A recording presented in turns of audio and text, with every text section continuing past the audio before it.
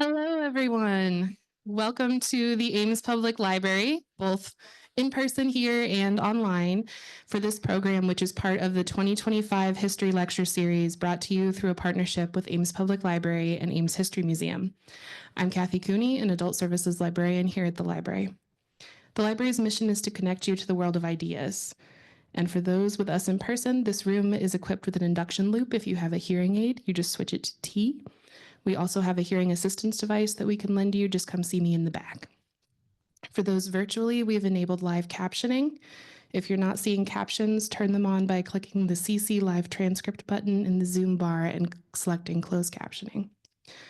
Today's session is being recorded and will be posted to the History Museum's YouTube channel after the event, and you can find the link to that video and a list of suggested reading related to the theme tonight if you want to learn more at amespl.org/historylectures, which I'll also put in chat for our friends on Zoom.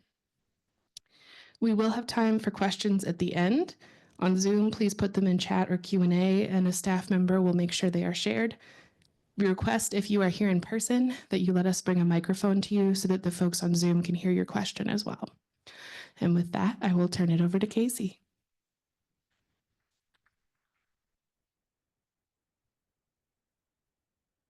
I'm back.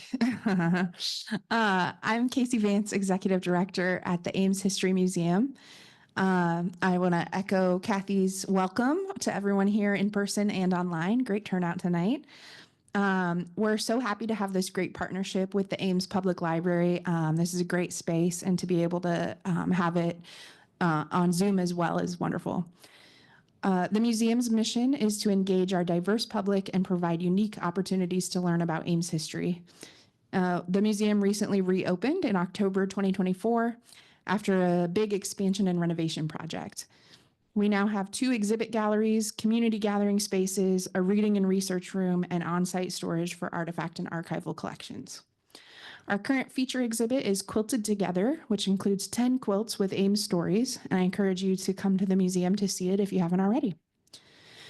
Tonight's lecture is the first in a series of 4 lectures this spring in this series, and we brought some cards with all the dates on them that are over on the table near the door. You can also visit our website, ameshistory.org, for more information about upcoming lectures and events, current exhibits, and museum membership. And now I'll pass it over to Kathy Speck to introduce our speaker.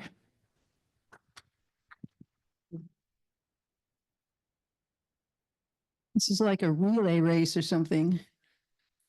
I wanted to first mention that tonight's talk is being funded by Humanities Iowa, which is a private nonprofit state affiliate of the National Endowment for Humanities and the State Historical Society of Iowa. Through their Speakers Bureau, you can find experts on history, literature, music, politics, and sports, to name just a few. At the Humanities Iowa website, you can sign up for their e-newsletter listing Humanities Iowa events all over the state. So if you need a speaker for a program, or if you are in a situation where you need to provide an educational program, be sure to take a look at the Humanities Iowa Speakers Bureau on their website. It's really an amazing resource, and we're so grateful for their financial support and for the ability to offer such expert speakers. So Darcy came down to us tonight from Lake City up in Calhoun County, where her family has a century farm. She is a 2-time Iowa State graduate with a degree in journalism and an MBA. She is a consultant to businesses on marketing and communication with many clients in central Iowa. She especially loves writing about history, both for clients and for her own enjoyment. She is the author of 7 books focusing on Iowa history, including a book on the Lincoln Highway, which is pictured on the screen. She also offers 25 talks through her own personal Speakers Bureau. So please welcome the multi-talented Darcy Maulsby.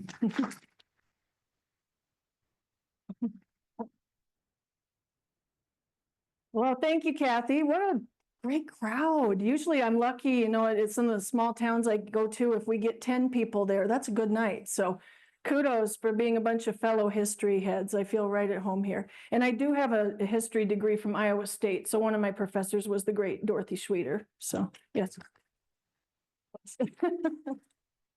So let's talk Lincoln Highway tonight. So, the weather's good. Last week was cold. The weather's good today. Hopefully nobody had to encounter anything like this on your journey here. But if we rolled the clock back 100 some years, this would have been all too common. Iowa was in the epicenter of what they called the gumbo. So if you've ever driven on a country road, even today on gravel roads, I live on gravel, in the spring when the bottoms go out, it can be rough. Now, before we had all these wonderful paved roads and interstates, this was the norm. So you can see why even when cars became common, there was a push to improve our roads. This really limits what you can do with your mobility. And really before all this, before the Lincoln Highway, really the railroad or a horse and buggy was still your best means of transportation. So this in a nutshell is what drove the need for what we're talking about tonight, the Lincoln Highway, which we also know today as Highway 30. So we'll kind of do this in three parts, our little journey. Part one, how this highway changed everything, what it's like to travel the highway today, and just a bit about the future.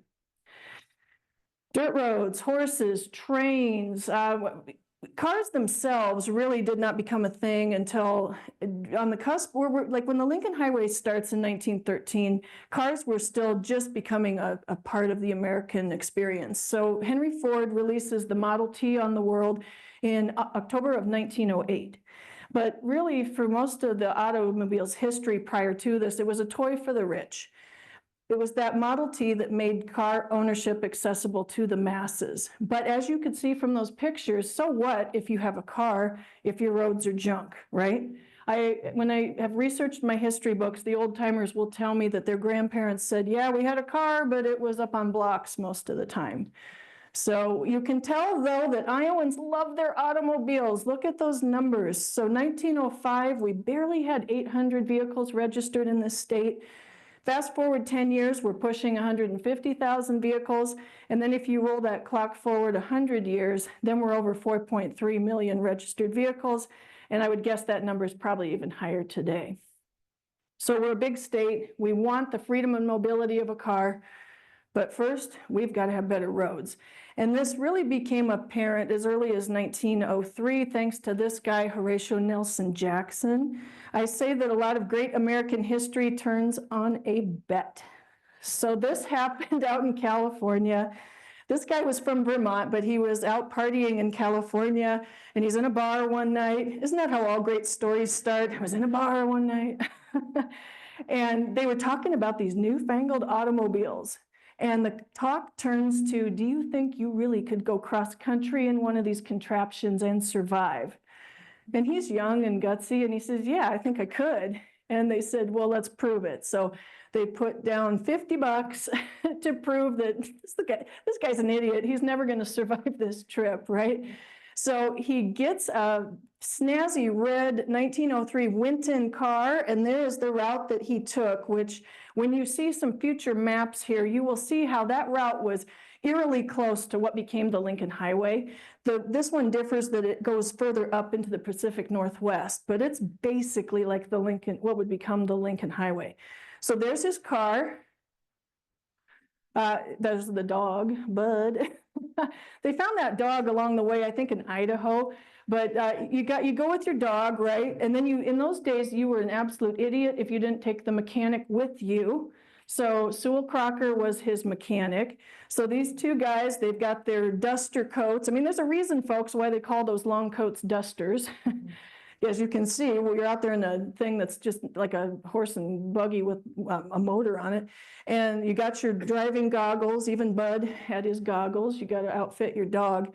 And when you're out there making this cross-country journey on primitive roads at best, where do you get gas? Where do you find a mechanic? I mean, like last night, I came home from giving a talk in Manning, Iowa. I pull into my garage. I turn off the car, put it in park, turn off the car, and the car is still running. Have you ever had that happen? Freaked me out. I needed a mechanic.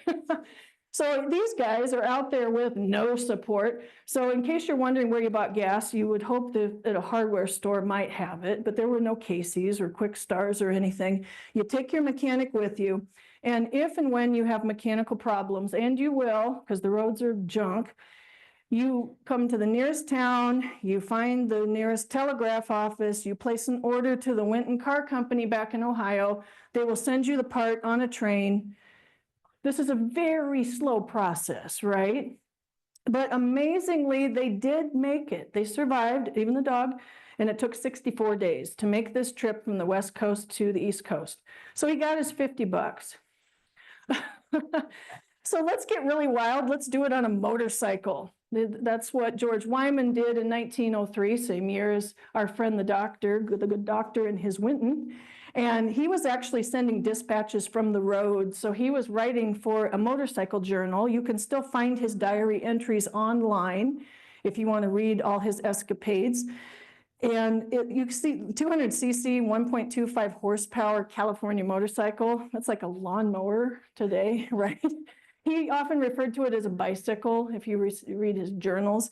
And ironically, he too followed what essentially became the Lincoln Highway, but most of the time he's trying to ride on railroad tracks because the roads were so bad. Now, it was illegal to do this, and he was always being chased off the railroad tracks. But once again, just shows you the need for having better roads. So if you go to towns like Woodbine, Iowa, you will see these little George Wyman road markers. There's one downtown in Woodbine. There's one in Denison. That's the guy. So I thought I would share just a little snippet from one of his journals. By the way, there's the sign. There's the map of the route that he took. He's talking here about going through Iowa in June of 1903. So he's in western Iowa, somewhere between Council Bluffs and Denison.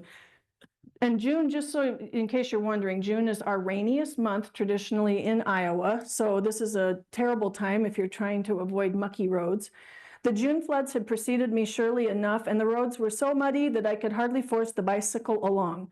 I took a snapshot of my bicycle in one place where it was kept upright by the mud. Ugh. Now, people dreamed big in the early 20th century, so we've got people making this cross-country journey and living to tell about it on cars and motorcycles. Well, let's just go for it. Let's have an around-the-world race. Why not, right? So in 1908, we had all these teams from around the world, America, Germany, Italy, France.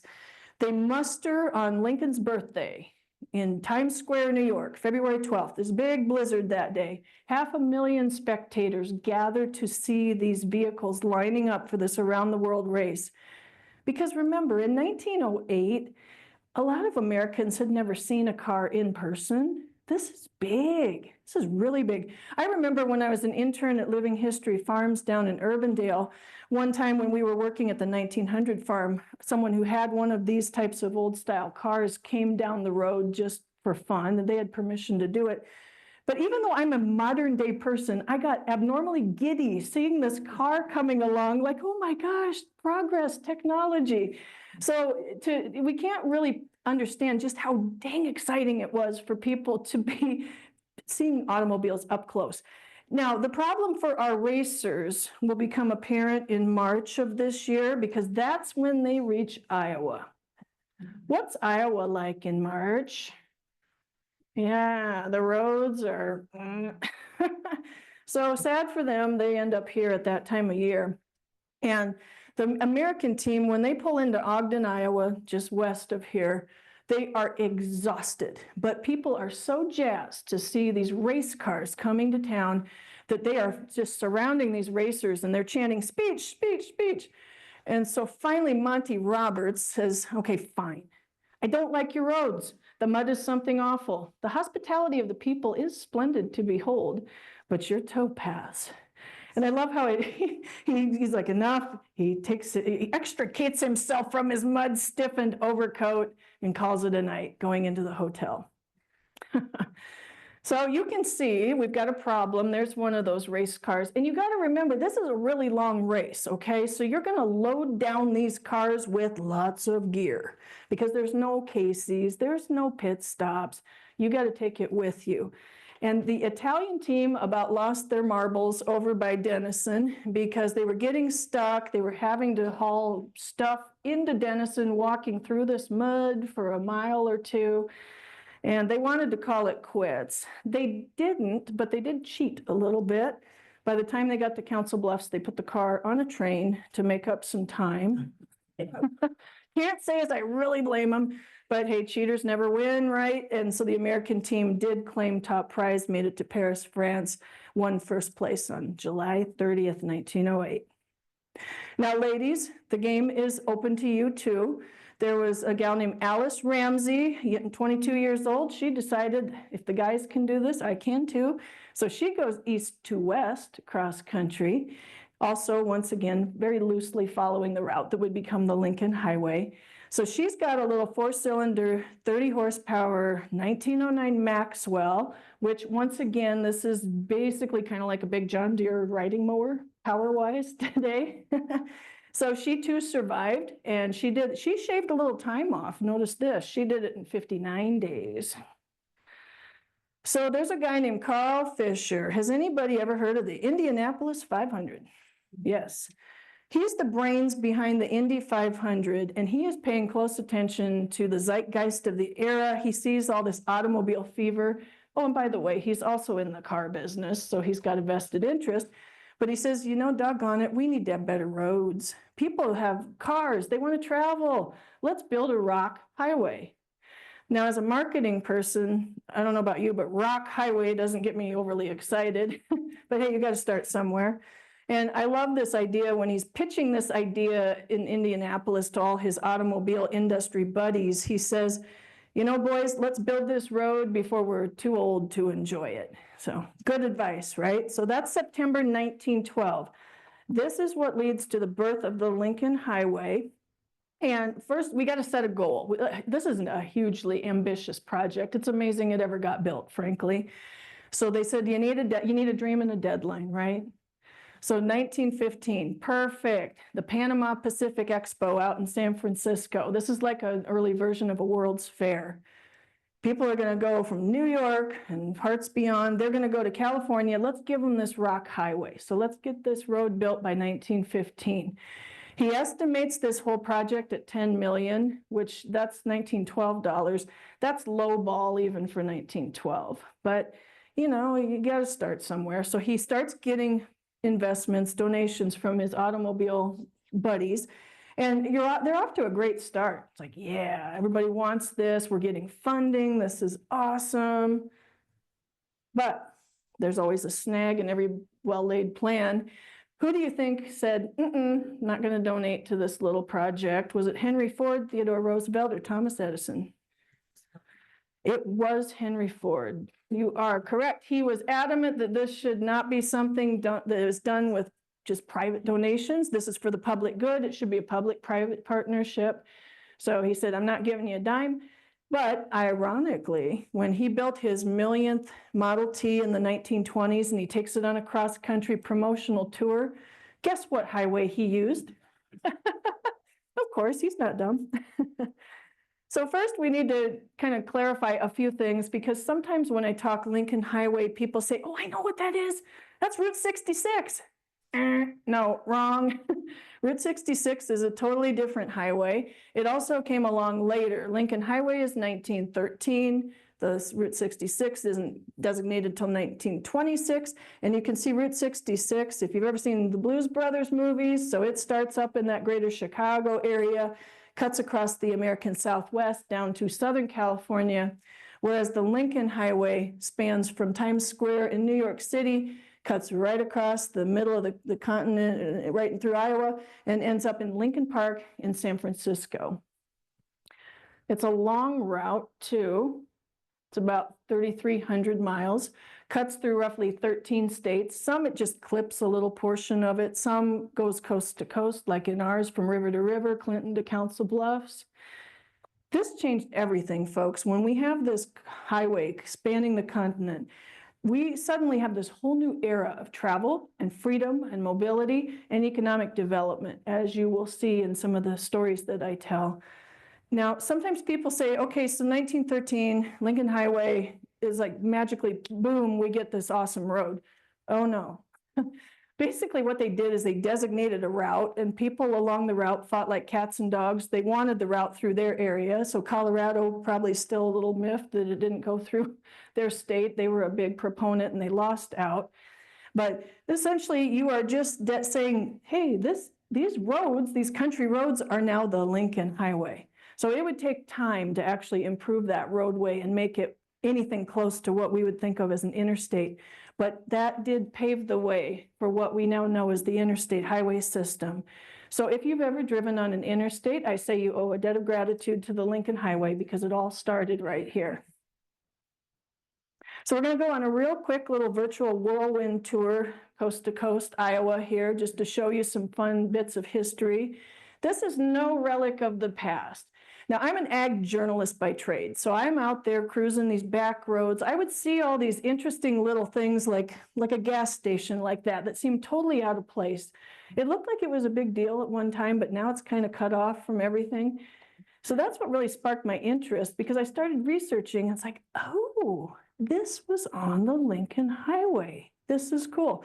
So today, about 85% of the Lincoln in Iowa is still fairly drivable and somewhat authentic to the original route. There have been different alignments of it through the years, but basically there's a lot of it left. Whereas you get out into states like Pennsylvania that have had a lot more urban sprawl than a rural farm state like Iowa, there, a lot of it has been paved over or just kind of, it's been lost to history. Not so in Iowa. And I think it's fascinating that about a third of Iowans, they estimate, live along the Lincoln Highway corridor. But when you think about it, it makes sense. Council Bluffs, Ames, Cedar Rapids, Clinton, these are some of our bigger communities in the state. So if you start off in Clinton, there's some cool things to see over here. As you cross that river from Illinois into Iowa, you come to Clinton. Clinton was a big lumber town back in the day. So as they were cutting down the big great northern forests of Wisconsin and Minnesota, they would lash those logs together. They'd send them down the Mississippi. They would process them into boards in places like Clinton. And if you want to see what some of the wealthy lumber barons, their lifestyle at that time, there's one of those mansions left. And so you can tour this beautiful home. And I believe it's the George Curtis home, if I remember correctly. He was a savvy guy. Not only did he build this beautiful Victorian home, but because he's in the lumber business, every room in this house is essentially a showcase to all the different lumber and woods you could buy through his business. It is gorgeous. And if you like chicken tenders, go check out the Candlelight Inn, which is a classic restaurant right on the Mississippi. They call theirs Chicken George, but it's kind of a Clinton thing, but it's the closest comparable is chicken tenders. So they were kind of into that before chicken tenders became a thing. So go check it out at the Candlelight. While you're over there, if you like to view the eagles and such things that flock to the Mississippi, you can go up to Eagle Point Park. That's a 1930s WPA project, so you can climb up in the tower, get a bird's eye view of everything. And before you leave Clinton County, if you stop in the little town of DeWitt, it's very charming. Go down to Lincoln Park in the heart of town. That is what's called a house barn. That picture there, that came from Germany. So back in the day, it would have been a home for animals, and part of it would have been a home for the farmers. So there's a museum in there about the house barn. And then also it's the head of it's the hub for their Chamber of Commerce. So to my knowledge, we have two of these German house barns in Iowa. So there's this one. Any guesses where the other one is? Manning. Manning, very good. You're so smart. What I love about history people. So we go to the next county over to the west. This is Cedar County. Lots of little kind of nondescript towns in this county. But I like to tell this particular story about a shootout during the Great Depression, because think about this today. If you've got an interstate, you've got 4-lane Highway 20, any major route, it attracts criminals. Let's just be honest. Criminals are out there on the move, just like good people. So you've got crime happening in this little town of Stanwood, Iowa. So in the Depression, the #1 way for criminals to make money was actually kidnapping, but a close second behind that was bank robbing. You go where the money is, right? So a couple of young hoodlums bumped off the bank one February day in Stanwood, and they had this all planned out, and they got away with quite a bit of cash, actually. Now, in those days, yes, you would call up the local sheriff, but you could also call your local vigilante group. So if you had a desire to fight crime and you had a gun, you too could join the vigilantes.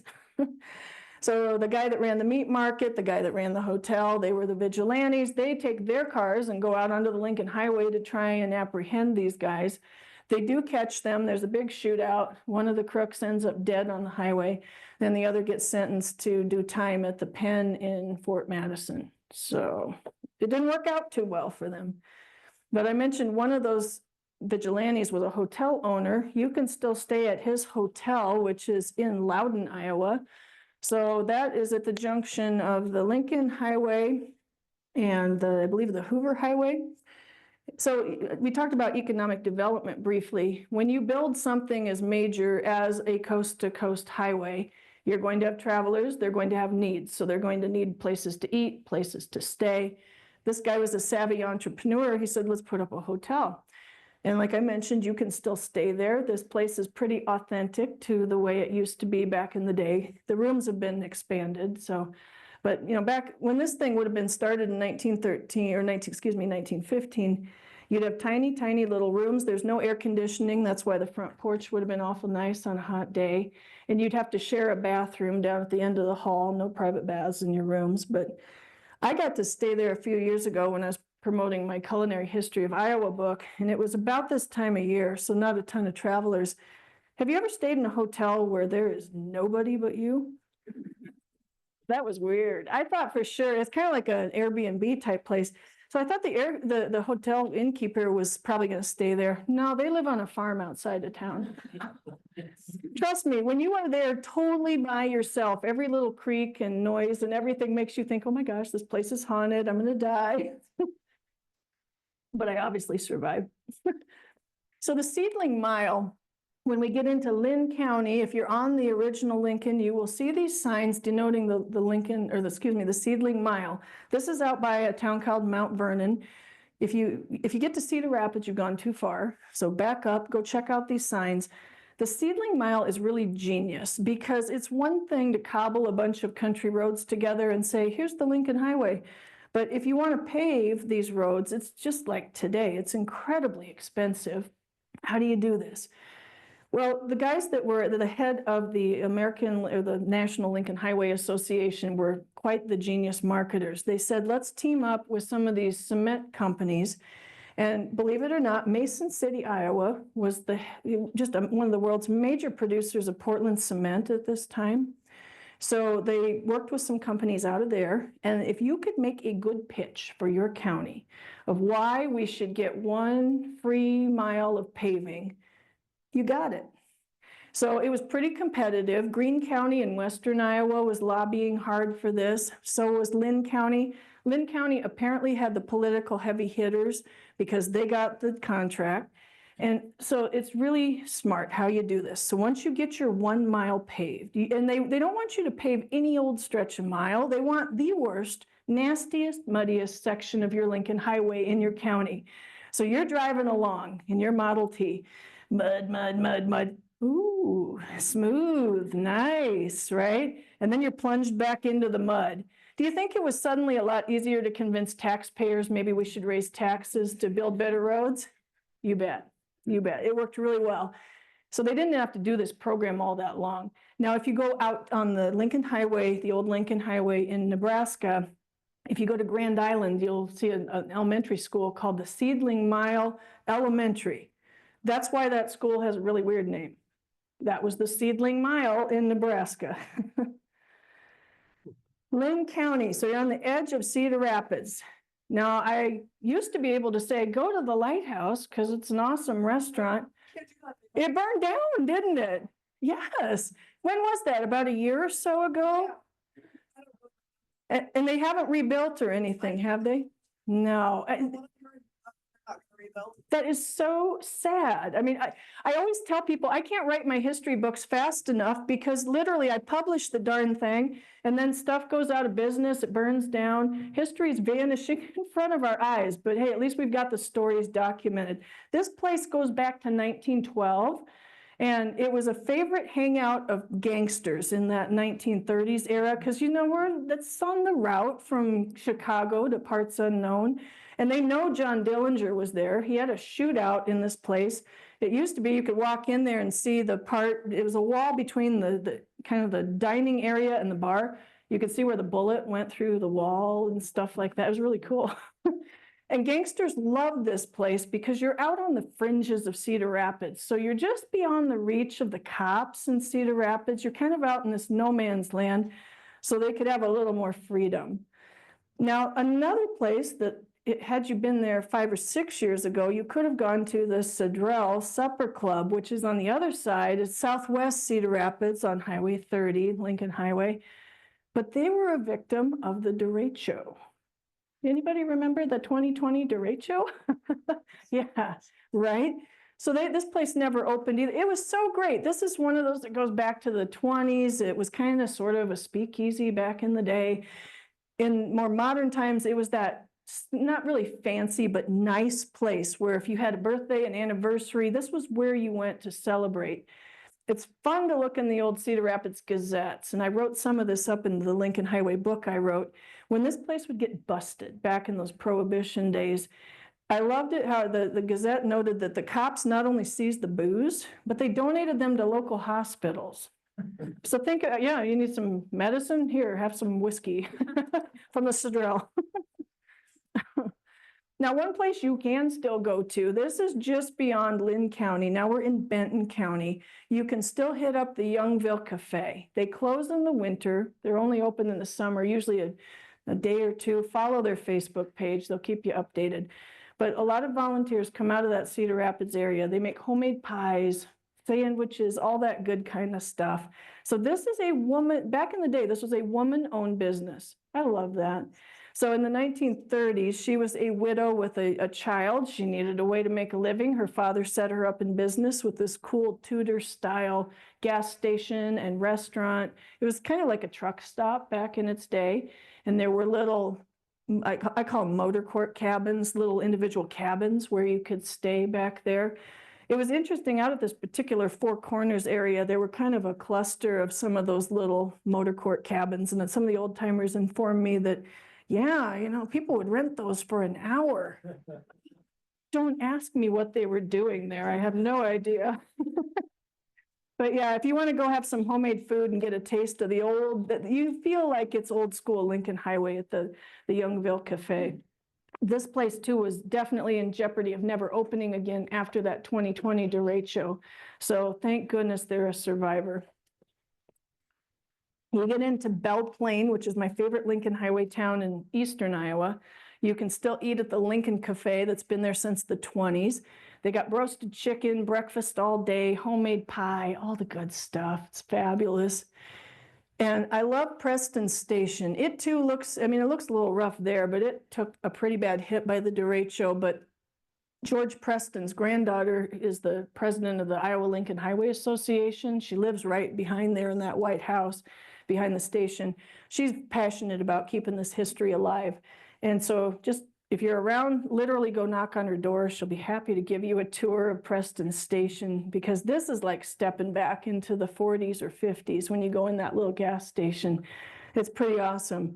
And it's funny because George was one of those guys. I wish I'd known him, but when you get to my age, you knew some of the old characters. Anybody remember like the guy in your town that was just the character that told all kinds of stories? You never quite knew if the stories were true or not, but they were always entertaining, right? He was one of those guys, and he actually ended up on Johnny Carson's show in the 90s, like around 1990. So you can still see those clips on YouTube. He was so funny. He had Carson in stitches. But back before there was the internet, he would tell all these little stories. There's so much demand for his stories. He started a 900 number, not that kind of 900 number, but you could call up and listen to George tell you stories about good old Belle Plaine. Now you go into Tama County, you take those winding back roads. This is like the back road of the back road kind of stuff. Yeah, look at that. You got problems if you end up in Chelsea in a flood. But it could happen. They've had many floods there because the river runs right through there. The ground is low. And ironically, this little Lincoln Highway town, in the floods of 93, some of you I know will remember the floods of 93, Chelsea took it real hard, and people said, this is crazy. Why do we keep living in a town that floods all the time? So some people said, let's move the town up to higher ground. But then other people said, nah, we've made it this far. We'll just stay. So if you want to spend the night in Chelsea, you can at a place called Periwinkle Place Manor. That is an old funeral home, so don't let that little bed and breakfast sign deceive you. The owner will tell you it's actually a dead and breakfast. They say it's haunted. I don't know. I took a little tour through there. I wasn't able to stay, but I believe people when they say the doors are moving when they shouldn't and rocking chairs move when they shouldn't. I mean, it's weird stuff. So even if you just like a taste of the macabre and you like to sit on some, like in the fire pit area behind this place, you can sit on caskets that are now the bench seating for the fire pit. You know, it's different. But yeah, this was one of Iowa's first funeral homes. That house or the funeral home dates to 1892. So obviously not a funeral home anymore. Now, Tama, when you go to Tama, I would have told you to go see this really cool bridge because this is why Lincoln Highway travelers, this is one of their bucket list things to see. This bridge is in danger of being torn down. Yeah, which is kind of weird to me because, yeah, I know it's old. I know it was built in 1915, but it has had renovations through the years, but it's not looking good for this bridge. So definitely, I mean, even though it's not looking spiffy, do go see it because I can't promise you how long it's actually still going to be there. But that little newspaper clip down there in the corner, the Traer Star Clipper. So Traer is not on the Lincoln Highway. It's a Tama County town. It's close, but no banana. It's not on the Lincoln Highway. But these guys got it back when the Lincoln was being designated. We can scarcely estimate the travel this national road will induce. This will probably become the best long-distance auto road in the United States. Fortunate indeed is Tama County to have it pass through her entire length. So true. Now, when you come to Marshall County, this is the Marshalltown area, actually you'll encounter this little town called LeGrand. Now, don't be fooled. You'll think, oh, there's nothing going on in LeGrand. LeGrand is a gold mine of Lincoln Highway history, believe it or not. So there was a local farmer named Bernie Bean, there he is, and he grew up getting fascinated by these fossils that were in some of the limestone mines. There are still limestone mines in this area. It's a river valley area. Like I said, he became a farmer, but his passion was hunting these fossils. And boy, we can be glad that he did, because if it weren't for guys like him that took inordinate amounts of time with dental tools and little brushes to make all those details pop. He not only worked with these things, which are called crinoids, but it's flowers of the sea is what they call them. They're these little things that would attach to the bottom of the ocean. And you're thinking, wait a minute, we're talking Iowa. Why are we talking about an ocean? Well, if you know our geology, millions of years ago, Iowa was covered with a very shallow, warm sea. That's why there are things like limestone mines in this state, because as these little sea creatures died and Mother Nature took its course with time and pressure, it made fossils. And so Bernie Bean was a junkie that loved these fossils. He had so many fossils that his granddaughters even talked about the cookie jars, the sugar bowls. They were full of these fossils. And when the mother lode came, it was 137 starfish, a very exotic, rare starfish that turns up in this mine not too far from his place. He goes to all the work to make those fossils show up in the stone. And this set the paleontological world on fire. We had paleontologists from Harvard and elsewhere coming to LeGrand because this starfish find, nobody had ever seen 137 of these fossils in one place. And so a lot of his fossils have they've been donated through the years to some of the high-end museums and universities around the world that are known for fossils. So, and think about that, came from LeGrand, Iowa. Now, one interesting story, if you go to their museum or their library, there's a meeting room that's named after a Monet painting. Don't ask me to pronounce the painting. I don't speak French. I'd butcher the name. But I asked the librarian, I said, why do you have a Monet named room? And she said, well, it goes back to the 80s. And has anybody ever been to the Arts Center over there in Marshalltown? The Fisher Community Theater, a few of you. So that's their community space. And there was a Friday night play practice going on back in 1987. And they're wrapping up the play practice, and all of a sudden there's this colossal ruckus out in the lobby. And Mr. Fisher, who was as in Fisher Controls, one of the wealthy businessmen in town, he had donated some of his art to be on display in the lobby of this community center. Well, some idiot was taking a knife, a box cutter, and slashing a Monet painting out of its frame. And they saw him do it, but they couldn't see who he was. He gets away. This, of course, makes national and world news. You don't steal a Monet and think it's going to go unnoticed, right? But even with all the press coverage, they didn't catch him. So the FBI and everyone else is looking for this man and this missing Monet. And then one day in 1988, when the LeGrand postmaster is just making his rounds, picking up the mail out of the drop boxes, there's this tubular thing sticking out of a box. It's the Monet. So there was reward money for returning this painting. He finds it. He's a federal employee, government employee, so he couldn't accept the money, but he finagled a deal where the reward money could go to the library. So that's why they have a meeting room named after Monet. You can't make this stuff up, right? Foodies rejoice. Marshalltown is your town.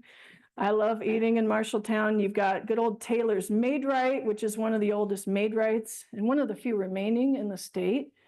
In case you want to know, Maid-Rite has a big anniversary coming up. Their 100th is going to be in 2026. And if you like pizza, Zeno's was one of the first in Iowa to be selling pizza. Iowans before this had no concept in general of pizza. So how exciting. We have pizza now. And then also the Flying Elbow. They're a 2-time award winner. They won Best Burger in Iowa in 2022. And then about a year later, they won for Best Pulled Pork. So it's out by the VA hospital. And then also, if you like candy, there's a little Lily Mae's chocolate shop that is over there too. That's worth a visit.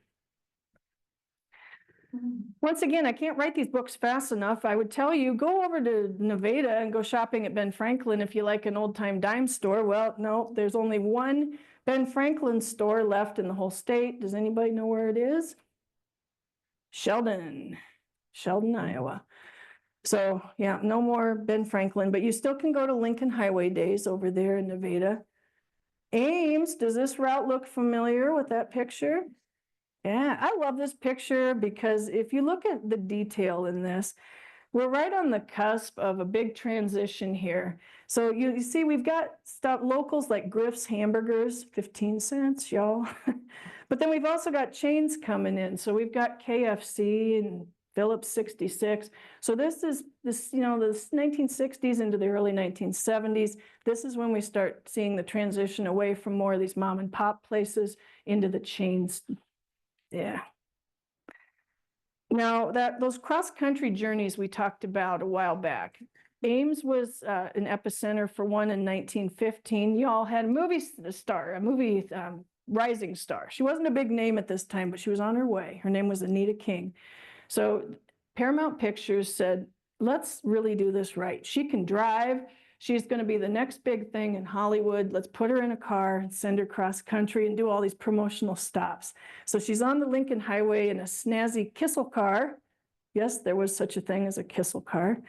And you see they've got all the verbiage and everything on the side of the car. And she stopped here in Ames, not very long on that September day. I think long enough to have a milkshake with the mayor type thing. But then off she goes and she makes stops in Marshalltown, Chelsea. I mean, this blows my mind. Can you imagine today a big name movie star going to Chelsea, Iowa? And then Cedar Rapids before she zooms off to the east. And she completes this Lincoln Highway journey in 49 days. I don't need to explain any of this to you. This is more for our friends in eastern Iowa, western Iowa that maybe don't know such things like Hickory Park and Ryman Gardens. You're probably all really well versed with the whole Kate Shelley, Boone County Railroad history, so that's good. Anybody been over to the Lucky Pig in Ogden? Oh yeah. Yeah, bravo, pork tenderloin. They won Best Tenderloin a few years ago. I think it was actually 2014, but Anybody seen that rainbow bridge that's by Beaver? Yeah, isn't that cool? I'm really partial to these rainbow bridges because, for one thing, their designer, James Marsh, he's an Iowa State grad. And we have a triple span rainbow bridge just southwest of my hometown of Lake City. And they used to be all over the Midwest. They're pretty darn rare anymore, but they're very exciting to me because of their beauty and their functionality. So if you come from a small rural county like I do, trust me, you need lots of bridges. We've got a lot of creeks and rivers, but usually it's only the cities that have a big enough tax base to do anything artistic with their bridges. But James Marsh figured out how to engineer a bridge that's not only functional but beautiful. So that still is a functional bridge up there just a mile north of Beaver. What does honk me off is that every idiot with a rattle can likes to go out there and put graffiti on them. So yeah, you can see the graffiti on this one too. Now this one, you're also smart. This is like a gimme here. Who was the first lady that was from Boone? Right? Yeah, Mamie. There she is. So her little house, where she was born and raised till she was about 6 years old, you can go see that. And also, how many of you remember, I know this is going back in time, but maybe you had moms or grandmas talk about Mamie's $1 Million Fudge. Is that ringing a bell with anybody? Yeah, I don't know if it was actually her recipe or not. They say it was set the world on fire in the 50s. I've got it in the book because you always got to throw a good recipe or two in the book, right?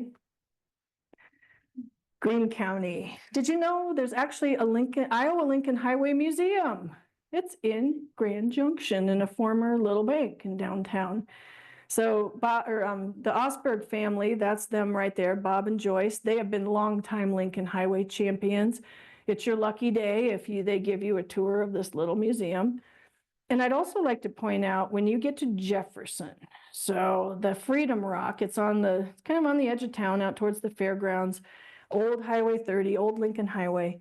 You see that military man, right? With his hands on his hips. That's Eisenhower, yes. Why is he on a Freedom Rock? It's really simple. 1919, the World War I era has ended, the war is over. He was on the European continent during the war. He was a young military officer at that point, and he saw how important good roads were for troop movements.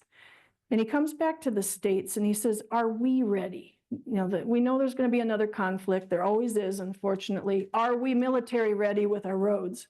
He convinced the Army, we better put it to the test. So they take a convoy of about 70 vehicles. They start in New York and they go cross country, came right through Iowa, would have come right through Ames in 1919. And they did survive this long, arduous trip. Basically, I think they only lost one vehicle at the most, but it was a slow, difficult process. And it became clear our roads are nowhere near military ready. I have no doubt that this is what planted the seed that when he became president in the 1950s and he signs the Interstate Highway Act of 1956, it all started because of the Lincoln Highway. When you go to Jefferson, when you're downtown, you can go to the Mahaney Bell Tower. This is cool. You ride up in the elevator. You can see about 3 or 4 different counties from the top of the bell tower. And also, if you look at that picture on the right, you see there's a barn quilt on the roof. Yeah, they have rooftop art. It's amazing in Jefferson. And if you look at the Peony Chinese restaurant, I should have thrown in that picture. They've got beautiful artwork on the roof of this Chinese restaurant. And I asked them, I said, who's the artist who did this? It's our chef. He went up there with a spray paint can. And that was true. This is kind of interesting. I get asked about these a lot in my part of the world, simply because when you drop down south out of Lake City, if you're trying to get to Highway 30 and you take the back roads, you're going to pass right by these things called the moss markers that are north of Grand Junction. Now you'll see that there's a bust of Lincoln on there. For years and years, there was no bust of Lincoln on there. I thought growing up, they were weird tombstones out in the middle of a cornfield. They're not weird tombstones. They go back to the mid-1920s when they were doing some realigning of the Lincoln Highway out in this part of the world. They wanted to curve some corners out there to make travel safer and speedier, but they had to get an easement from one of the landowners, who was a guy named James Moss. And if you look at Mr. Moss, he's the gentleman who's just second from the right of that marker. And if you look real close at his left foot, he has no foot. That's a peg leg. So he's a Civil War veteran, a Union Civil War veteran who got his leg blown off in the war. But he was very loyal to the Union for the rest of his life, and he loved Abraham Lincoln. And he told the Greene County supervisors, if you will, yeah, I'll let you have that chunk of land you want to realign the road, but let me put up these markers in tribute to my former commander-in-chief, Abe Lincoln. So that's why they're there. And for years, believe it or not, vandals did not mess with those busts of Lincoln. There's one marker on the east side of this cornfield, there's one on the north. But by the 60s, the vandals couldn't leave these alone. And they got shot at, they magically disappeared. And then in the 90s, there was a district court judge up in Mason City that had a visitor one day. And this lady walks in and says, "You're from Greene County originally, right?" "Yeah." "You know those moss markers, those busts of Lincoln?" "Yeah." "Well, I know something about them. I'll even give you something, but don't ask me any questions. Is that a deal?" "Yeah, it's a deal." Well, she produces one of those busts. So the folks of Greene County were able to find a concrete artist in Johnston, Iowa, who was able to recast the mold. And so they've been able to replace those busts. So if any idiot decides to destroy them again, at least we can recreate them. So that's what the moss markers are.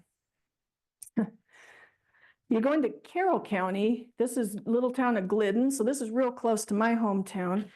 Do stop at the Dairy Mart in the summers because they have the best lemon soft serve. It's pretty awesome. So you can check their Facebook page to know if it's lemon ice cream week, or if you look real close at that picture, there's 2 little ice cream cones out front. It's like secret code. So if you see the yellow, it's lemon ice cream week. So you could get your tenderloins and all that too.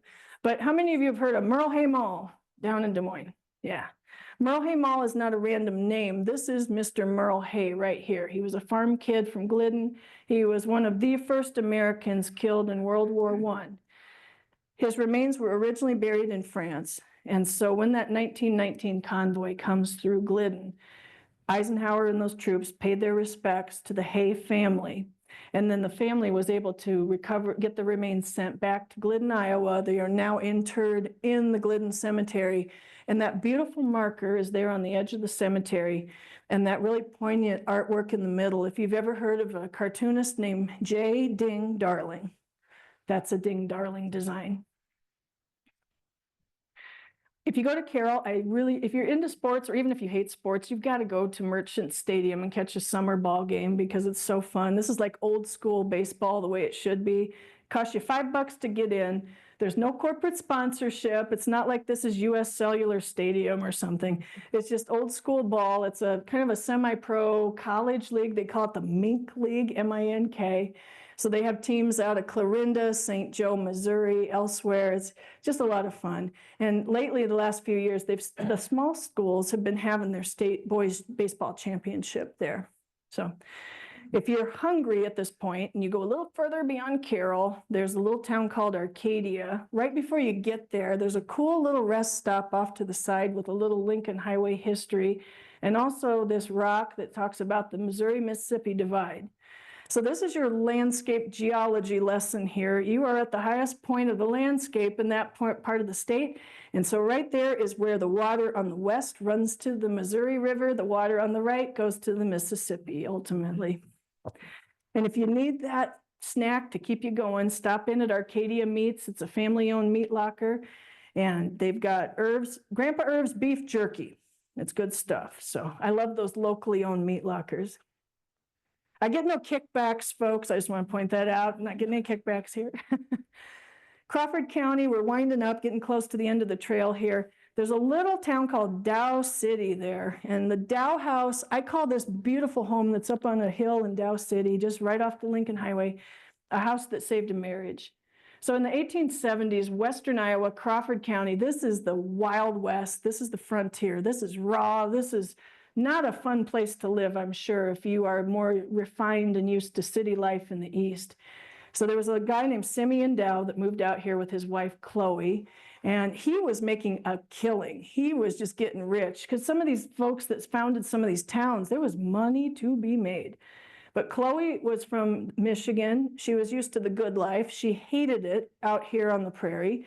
And she said, Simeon, I can't deal with this anymore. I want to go home.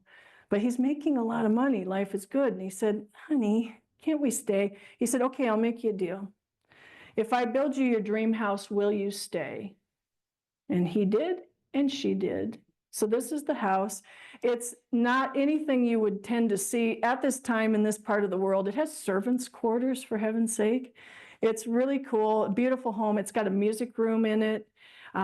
It was haunted till they had an exorcism there. So who knows? I can tell you ghost stories. I'll come back at Halloween and tell you the ghost stories, but crazy. Denison, the county seat town just down the road. This is the home of Donna Reed. Anybody heard of Donna Reed? Yeah, a farm girl that just grew up south of Denison. And that is a former opera house turned movie theater turned Donna Reed Theater. Now, I did hear that this, I'm not sure if it's open right now. I've heard that maybe it has closed. I'm not sure. But if it is open, do go. It's a wonderful tribute to Donna Reed. Here's your little trivia. I'm sure a lot of you know her from the movie It's a Wonderful Life. She played Mary Bailey. You maybe know that she had her own TV show, the Donna Reed Show, back in the day. How many of you remember the TV show Dallas from the 80s? Yeah, Dallas was big, right? She played Miss Ellie for about 2 seasons. But then sadly, she died of pancreatic cancer in the 80s. But she always loved her hometown. Good news, folks, in Denison, Kronk's is open again. This is one of those places that had been there forever. This is where all the presidential candidates would stop when they were out doing the Iowa caucuses. But then the raid show happened, all the restaurants are closed, this place bit the dust, but it's back open. And if you know anything about Denison, there's a very large Hispanic community here because of the packing plant. So now it's this wonderful hybrid restaurant. So you can get all the Latin flavors here as well as the burger and fry American type food. So very cool place. And then the Park Motel right across the way, that's kind of more of a boutique hotel with themed rooms. It's been there since 1940. And for those of you that haven't experienced an Iowa County Fair, you can check one out each July at the Crawford County Fair right there in Denison. Harrison County is in Dunlap, this little town Dunlap. This is one of those little sleeper towns where you think, hey, there's nothing going on here. And then you drive through town. And I had driven through this place years and years for my job. And this building right here with the cool painting on it was nothing. It looked like a tear down special for years. And then one day I drive through town and it looks like this. And I said, oh my gosh, this is amazing. I thought, who do I know in Dunlap that can clue me in? So with my ag journalism heritage, I knew the guy that runs the livestock auction there, Jim Shaban, who's in that picture. He's third generation, I think, to run the livestock auction. I said, Jim, who did this? He said, oh, that's my daughter-in-law. So she was inspired by murals in Creston, Iowa that she thought were so cool. And she said, this is right after COVID too. She said, I was going stir crazy. I hated being cooped up. I'm an artist by training. We need some color and community spirit. So she started asking people in town, could we use your building? Here, let's pick a design. We'll paint it for you. And so these murals are all over town. They're on the grocery store. They're by the American Legion. They're everywhere. So it's fun. Take a road trip. Go check it out. They also have a dairy suite there that's a 2-time winner of the best tenderloin in Iowa. So there's a little... Yeah, you like Lucky Pig better than Dairy Sweet? Okay, well, that's good because it's closer, right? But yeah, Dunlap is great. Right down the road, Woodbine, fantastic. Love the public art here. How cool is that? That's an old grain elevator. And if you go by at night, that thing is lit up with hundreds of LED lights. It is spectacular. But I knew the people involved in this. I just didn't know the backstory. So I used to do a newsletter for the co-op here, and I would drive by this junky old elevator. That's called a milk carton style elevator. It dates from the 40s. They used to be everywhere. They're very rare now because most have been torn down. But my buddy, his name was Trent Sprecher, he was the CEO of the co-op. His wife happened to be the economic development director there. And she's always got the wheels turning. And she would drive by this thing and think, oh man, I know those guys at the co-op are going to tear this down, but it has so much potential. And one day they're driving back from church, and she just pokes Trent in the elbow or the ribs and says, "You're not tearing that thing down." It wasn't a question, it was a request. You are not tearing that thing down. I don't know how Trent managed to sell that to his co-op board of directors, but he did. And they were able, the community was able to find out how, what can we do with this? Some people said make it a rocket ship design, different things. They decided to honor the ag heritage of the region. So that's obviously a really tall corn stalk. They had to have it custom made out in Nebraska at a fabricating place. And then the green and the white stripes in the back represent tilled fields, specifically the Luss Hills, because you get into this part of Iowa, you're entering the Luss Hills. So how cool is that? And it actually sparked a renaissance in town. They've done all kinds of downtown revitalization. There's all these different businesses. Goodfellows is fun. That's a great place to eat. It's an old Oddfellows hall. And actually, did you know that one of the best culinary schools in the Midwest is in Omaha? It's a community college, but a lot of these folks get trained and go to, if you're from Woodbine, you go over there, get top-notch culinary training, and if you want to work in your hometown, they go back and work at Goodfellows. Amazing. So it's not just throw it in the fryer kind of cooking. It's pretty cool. When you go through Harrison County, also Logan, you can see one of these little gems that's right by the town park. So I love these things. You don't see them very often, but there used to be literally thousands of these all along the Lincoln Highway.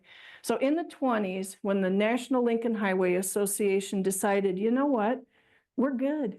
This highway is established. You really don't need us anymore. I think we'll disband. But before we do, we want to create a tribute so people will know why the Lincoln Highway happened and how it happened. And they worked with the Boy Scouts of America on September 1 of 1928. They issued thousands of these to Boy Scout troops across the country. And about every mile, a Boy Scout troop put one of these in their area. And so a few are still around. Through the years, roads, idiots hit them with cars, they get moved for different reasons, but this one is still in that same spot in Logan, Iowa. And if you go down the road to Missouri Valley, there's an Iowa Visitors Center there, all kinds of great interpretive history there with Lincoln Highway stuff. So now we're in our last county, Potawatomi. This is very much the Luss Hills. They call this the Honey Creek Cut. If you want to see why building roads was tough in the old days, this was tough. This was a tough area to tame. It was a good day there because it wasn't muddy, but So when you come into a little town called Crescent, which is at the foot of the Luss Hills, it's only got about 600 people, but they have 4 bars and restaurants within a half mile. It's a great place to hang out. So if you like old school diner food, Henry's Diner has you covered. This is a 2nd-generation family-owned business known for their tenderloins and their onion rings. And if you go right down the road, there's a place called the Pink Poodle Steakhouse. Very like 1950s vibe, old school steakhouse. It's not open every day of the week. And I wish I need to call them up and ask if Donna is still working there. There was a gal named Donna Malone when I did my book a few years ago. Donna was well into her 80s. She had worked here for something like 50 or 60 years, and she was still going strong as a waitress. And she's a legal secretary in Omaha, too. And I said, Donna, do you think you'll ever retire? And she said, no, why not? If I feel good, what would I do? Just look at the walls? I love that spirit. So then you come in on the back roads there into Council Bluffs. It's almost early enough, springtime. You can check out Krispy Kreme, which is your local ice cream shop. They've got they're known for all these wacky, wild, wonderful soft serve ice cream flavors. So black raspberry, whatever, there's all kinds of good stuff. And then right down the way, just a little bit more, is Pizza King. So this is like Olive Garden meets old school supper club meets steakhouse. It's wonderful. It's locally owned. It's been there since 1965, and you will love it. And because the family has Greek heritage, if you like baklava or anything like that, you can get olives and feta cheese on your pizza. It's a little unexpected, and it's wonderful. And also while you're there, check out the Grenville Dodge House. If you like Victorian mansions, that's a beautiful home. And if you like really weird stuff like I do, you must go to the Squirrel Cage Jail. Anybody been to the Squirrel Cage? Oh, nice, nice. So I led a tour group here a few years ago, and I told them, we're going to get pumped up. This is the last stop on the trip. We're going to the Squirrel Cage Jail. And we pull up right in front of it, and they say, "Where's the jail?" I said, "It's this place." "No, yeah, it is." So this was built in 1885. This was cutting edge jail technology at the time. It's the only 3-story rotating squirrel cage jail left in the country. And it doesn't rotate anymore, but just think of like a giant tin can with iron bars, basically, a jail cell. It's a big tin can. And then so each cell is like a pie-shaped wedge. You could have 2 prisoners per cell. And then to move to get people in and out of those cells, you'd have to crank with a hand crank this whole apparatus that would move the whole drum around. It was crazy. So they used this until about 1969, believe it or not. Amazing. And also now it is allegedly haunted, so you can do ghost hunt tours there and all kinds of things. I've done that. I did not experience anything paranormal, but it's definitely weird. So if you want something that's just weird and cool, you've got to go to the Squirrel Cage. So just to wrap up quick, you can still join the Lincoln Highway Association. I'm a proud member. It doesn't cost much. It's pretty cheap. I don't even remember what the dues are. It's less than 25 bucks a year. You get a cool certificate with your name on it. You get their magazine. Any idea when they reinvigorated the National Lincoln Highway Association? This one's a tougher question, but do you think it was 71, 80, or 1992? You're right, 1992. And it was all because of our friends Bob and Joyce Osberger over there in Greene County. They figured they were trying to save the Eureka Bridge, actually, in Greene County, which is on the old Lincoln Highway. And they knew they needed more support than just the 2 of them. So they got this national organization going again, and they had their first national meeting in Ogden. How about that? People are still making this cross-country trip today, too. So right before the pandemic, there was this, 2019, right? The 100th anniversary of that 1919 convoy with the military rigs. So there's a whole subcategory of people that are really into classic military vehicles. A bunch of them got together that summer and they made that same trip that Eisenhower and his men did. So I was talking to this guy in Jefferson. He was from Pennsylvania. I said, "What's it like doing this cross-country trip in a Jeep like that?" He said, "It's pretty awesome." I said, "Is that comfortable to ride in?" Heck no. And there are electric vehicles out there cruising around. That's obviously a 1960s vintage VW bus, but it's a guy from California. He electrified it, and he's out there cruising the Lincoln Highway. And so when you've got EV stations in a place like the Hy-Vee in Jefferson, that's where he plugs in, charges up. And if you want to feel like you have stepped back in time 100 years, you go out there, kind of out by those moss markers, northwest of Grand Junction. You're out there. That is the original Lincoln. It's just a county road now. But if you could erase those grain bins and the signs, it's almost like you could swear it's 1913. It just has that feel out there. It's so cool. And that's what's fun. I hope you do take this opportunity this summer to go out, maybe do a little day trip, do a half-day trip, a day trip, a week, whatever you want to do. But just remember, this is a route for travelers, not tourists. And Michael Wallace, who wrote a book about the Lincoln Highway, really explained it beautifully. Tourists flock to the franchise eateries and the chain motels because they know what to expect. Travelers, on the other hand, are more apt to enjoy a cruise on the Lincoln Highway. People who hanker for the hidden places off the well-beaten tourist path will invariably find this remarkable highway much to their liking. And I could not agree more. So I've got some copies of my Lincoln Highway book here tonight. They make great gifts. I will sign them for you. They're $26 with sales tax. Got some of my other books here too, Classic Restaurants of Des Moines and Their Recipes, Iowa Agriculture, Culinary History of Iowa, and then counties where I have lived, including Calhoun County, my home county, Dallas County, which is just west of the Des Moines area, so Perry and Adel, that area, And then I've not lived in Madison County, but I wrote the book on the bridges and everything else wonderful and amazing in Madison County. So I'm happy to take questions if anybody has any. Yes? When did they reroute? Hold on 1 minute. Well, here's the mic. When did Highway 30 get rerouted from Missouri Valley over to Blair? I don't know exactly. There's been all these different realignments on different parts of the road, through the years. I wish I could tell you. I don't know enough about that part of the road to know. Yeah, that's a major change. It doesn't go to Omaha anymore. Exactly. What I can tell you is that by the 1930s, all of the Lincoln Highway in Iowa was paved. So by the very early 30s, which I think that's pretty remarkable, actually.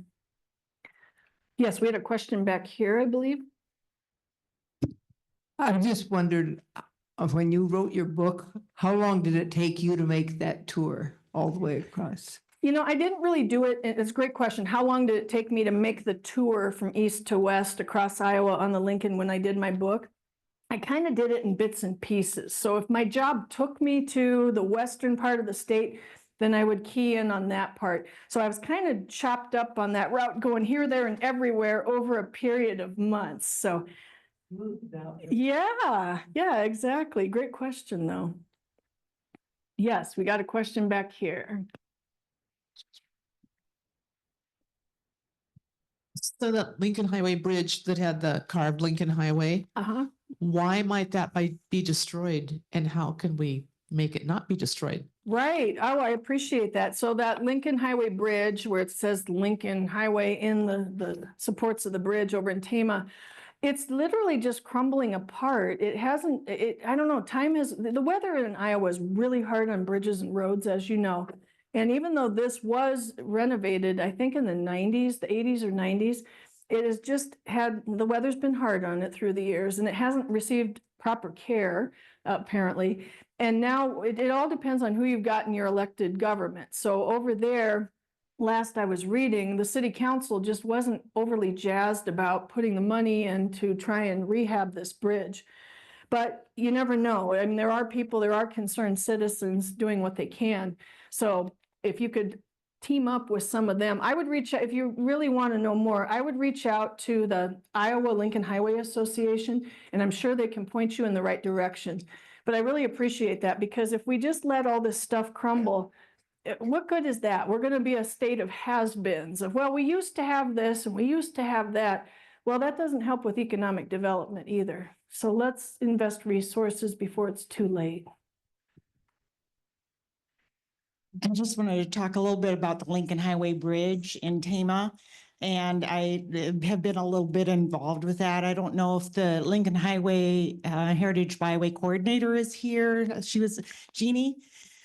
Jeannie, you want to stand up? She's the Lincoln Highway Heritage Byway Coordinator for Iowa. And so Jeannie's been working with the city of Tama to restore that bridge. It's been a truck route, and now Tama County Community Development is, they're looking to see if they can find a way to restore it. So the city decided to do a route around the bridge so they don't have to use the bridge anymore. Any more information about that, Jeannie? Okay. And we were talking about the Lincoln Highway Association and the road trips that they do. They do an annual meeting that's going to be in Ogallala, Nebraska, right? And Jeannie, maybe they'll be stopping in Ames on June 20th. Friday, June 20th. So there's a rumor they might stop for ice cream in Ames, and so you might see them around. At the Ames History Museum. Yeah, those are fun. I got to go to one of those national gatherings when they had it in Denison around 2017. If you want to meet a group of history heads that are jazzed about the Lincoln Highway, go hang out with these folks. They're passionate and they're fun and they're knowledgeable. Yes, we got a question over here.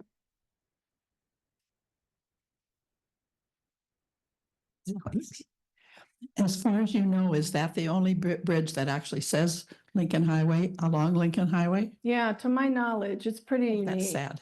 Yeah, it's a cool thing. And like these ladies alluded to, the truck traffic was part of the reason that took a beating, because you think about in 1913 and the 20s and the 30s, vehicles just weren't as big as they are now. And so when you've got big trucks and whatnot, that's just really hard on infrastructure. So sometimes these things kind of outlive their usefulness, but I sure hope that bridge can be saved. It's really cool. Yep, we got a question in the back.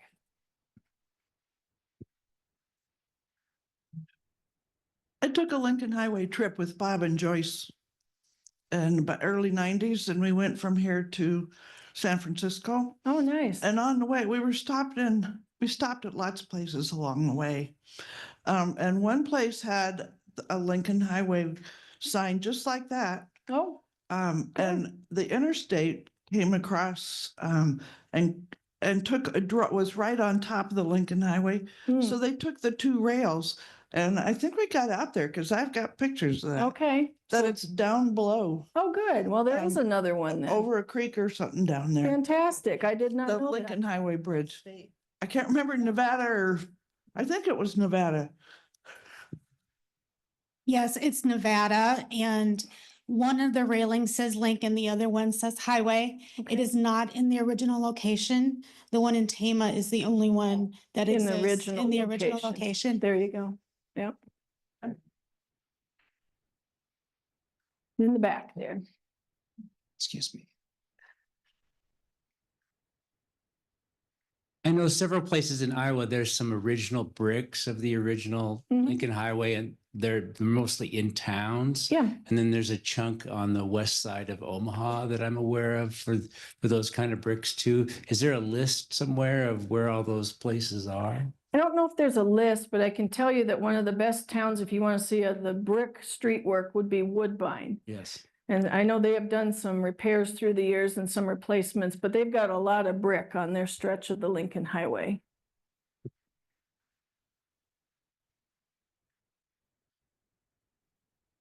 Any other questions? Any chat or Zoom chat questions? All right, well, folks, I will be back at the back table. I've got the books if you want to look at any of them or have me sign any of them. But thank you for coming tonight. I really appreciate it.